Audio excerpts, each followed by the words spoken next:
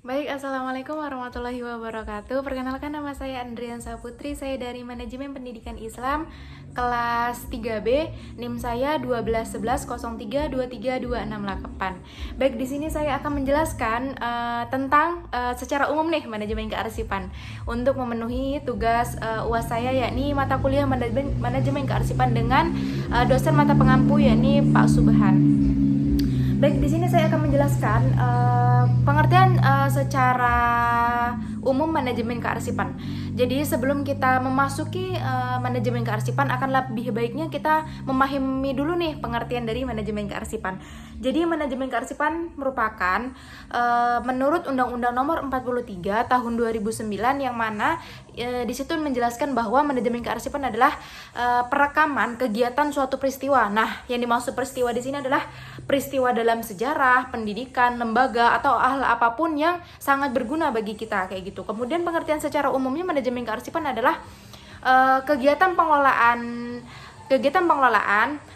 kemudian penyimpanannya, kemudian penyusutan, kemudian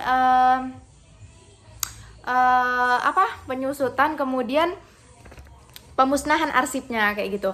Terus kita masuk ke aspek-aspek dalam manajemen kearsipan. Nah, aspek-aspek dalam manajemen kearsipan yang paling pertama itu adalah mudah dicapai. Apa sih yang dimaksud dengan mudah dicapai? Nah, yang dimaksud dengan mudah dicapai adalah bagaimana suatu arsip itu tersebut dapat kita jangkau oleh tangan ataupun mata, sehingga kita dapat mengelolanya dengan baik.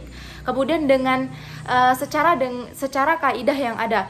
Kemudian ruang lingkup dari manajemen kearsipan sendiri adalah bagaimana cara penyimpanan kearsipan tersebut, bagaimana cara pemusnahannya, bagaimana cara penyusutannya, kemudian bagaimana cara mengelola manajemen kearsipan tersebut agar manajemen kearsipan tersebut tetap dalam ekspektasi di luar di jangkauan kita, kayak gitu. Kemudian asas-asas dari manajemen kearsipan itu yang pertama ada asas sentralisasi, kemudian ada asas desentralisasi. Apa sih yang dimaksud dengan asas sentralisasi? Kemudian apa sih yang dimaksud dengan asas desentralisasi? Yang dimaksud dengan asas sentralisasi adalah bagaimana suatu manajemen kearsipan ini dia berada di unit ruang lingkup hanya orang-orang itu saja. Kemudian kalau desentralisasi, dia adalah unit kearsipan yang luas, kayak gitu, yang lebar, kayak gitu. Kemudian apa sih manfaat dari manajemen kearsipan? Nah, manfaat yang bisa kita rasakan dengan adanya manajemen kearsipan ini, bagaimana kita dapat mengetahui, ya kan, contohnya seperti arsip-arsip negara, kita dapat mempelajari sejarah bahwa arsip negara itu memang ada, kayak gitu. Kita dapat mempelajarinya, kayak gitu. Kemudian tujuan dari kearsipan sendiri adalah untuk mengetahui bagaimana pengaplikasian arsip tersebut, kayak gitu. Kemudian kita masuk ke pengorganisasian arsip. Nah, apa sih yang dimaksud dengan pengorganisasian arsip? Pengorganisasian arsip adalah bagaimana seorang itu membahas atau mengelola yang melakukan kearsipan, kayak gitu. Kemudian ada juga tentang peralatan dan perlengkapan kearsipan, kayak gitu. Peralatan dan perlengkapan kearsipan di sini peralatannya yang sudah kita ketahui, ya. Di sini saya akan menjelaskan peralatannya itu, misalnya kalau misalnya dia dalam bentuk berkas nih atau dalam bentuk kertas. Nah, peralatan yang kita gunakan adalah kayak contohnya kayak map kan, kemudian lemari khusus, kayak gitu. Kemudian cara penyimpanannya, kertas yang khusus, kayak gitu. Kemudian kalau cara penyimpannya dalam file, nah yang kita butuhkan hanya komputerisasi arsip yang baik untuk penyimpanan arsip tersebut, kayak gitu. Kemudian kita masuk ke prosedur pemeliharaan arsip. Nah, sangat penting sekali, ya. Jika arsip tidak kita pelihara dengan baik dan benar, maka arsip tersebut akan hilang dengan begitunya, atau bisa saja dia dimakan rayap atau hilang bertaburan dimanapun. Contohnya seperti kemarin saya turun ke lapangan pada Diman 3, kebetulan saya mewawancarai kepala TU Diman 3. Di situ Man 3 melakukan proses penyimpanan arsip itu. Bagaimana cara pengelolaan penyimpanan arsip itu beliau melakukan dengan bawahannya atau dengan juniornya. Dia selalu melakukan evaluasi setiap bulannya. Contohnya dia melakukan kayak gini. Biasanya para bawahannya itu ia menyuruh untuk coba kamu tolong cari berkas tentang keuangan, kayak gitu. Nah, jika dia menemukannya dalam waktu yang cukup lama, maka berkas tersebut berarti berserakan kan. Jika kalau dia menemukannya secara cepat, maka dia sudah memenuhi kriteria penyimpanan arsip sesuai dengan MAN 3 kayak gitu. Itu merupakan salah satu evaluasi dari MAN 3 kayak gitu. Kemudian cara prosedur pemeliharaan kearsipan tersebut, yang pertama tadi sudah saya jelaskan bagaimana cara kita memilih kertas yang baik dan benar. Contohnya, jika kita memilih kertas yang enggak maksudnya kayak kertas koran kayak gitu, itu sangat rawan sekali kan dimakan oleh rayap atau berjamur tuh biasanya kayak gitu. Nah, jadi kita harus melakukan penyimpanan arsipnya ini harus dengan baik dan benar kayak gitu. Kemudian kita menggunakan filing kabinet, kemudian kita menggunakan map yang sesuai dengan kaidah yang ada kayak gitu. Kemudian sering kita kontrol nih kearsipannya agar tidak hilang dari jangkauan mata yang tadi saya bilang.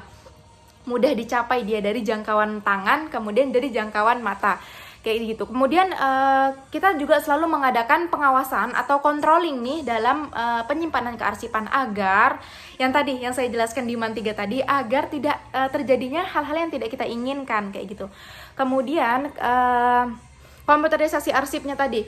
Nah, komputerisasi arsip ini kan dia berarti menyimpan filenya itu, menyimpan berkasnya itu dengan file kan. Jadi kita harus mengevaluasi komputerisasi arsipnya dengan baik dan benar. Kemudian standarisasi dari manajemen kearsipan, yang pertama tuh dia harus legal atau dikeluarkan secara benar-benar nih kearsipannya. Kemudian harus authentic, kemudian reliable, kemudian dia harus unik. Yang dimaksud unik di sini adalah dia tidak mengcopy arsipnya kayak gitu, berkasnya tidak mengcopy berkas dari orang lain kayak gitu. Jadi dia harus unik atau memang ada kop suratnya kayak gitu. Itu kop surat kan memang khusus kan. Kemudian ada juga tanda-tanda tangan yang berwenang, kemudian itu. Kemudian bagaimana sih cara penyusutan dan pemusnahan arsip? Nah, pada yang saya temuin kemarin saya melakukan observasi ya di MAN 3.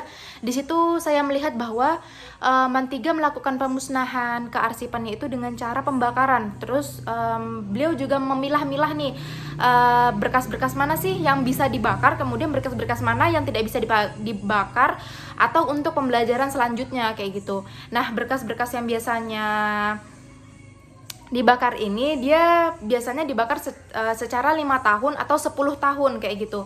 Contohnya berkas yang dibakarnya sangat lama itu biasanya berkas tentang keuangan kayak gitu, tentu tentang itu kan. Kemudian tentang berkas lembaga pendidikan kayak gitu, itu pokoknya berkas-berkas yang penting lah kayak gitu. Kemudian juga ya itu tadi, jika pemusnahannya ada juga berkas-berkas yang tidak dibakar atau tidak dipenyusutkan, karena itu untuk pembelajaran di hari besoknya kayak gitu, untuk menjadi bahan contoh untuk membuat suatu dokumen yang baik dan benar kayak gitu. Kemudian di MAN 3 juga mereka melakukan penyimpanan berkas itu sesuai dengan subjek kayak gitu. Jadi tergantung sekolahnya bagaimana ya cara menyimpannya. Ada juga berdasarkan subjek, ada berdasarkan nomor surat, terus ada juga berdasarkan tentang betapa pentingnya berdasarkan tahun, terus berdasarkan wilayah juga kayak gitu. Tergantung sekolah memakai mana berkas yang ingin mereka simpan kayak gitu. Contohnya kan yang saya sebutkan tadi kan, melakukan evaluasinya kan berbeda-beda dengan sekolah satu dengan sekolah yang lain. Jadi kita mempunyai penyimpanan berkas tersendiri kayak gitu. Baik, cukup sekian penjelasan dari saya. Mungkin hanya itu saja, kurang dan lebihnya mohon maaf. Wassalamualaikum warahmatullahi wabarakatuh.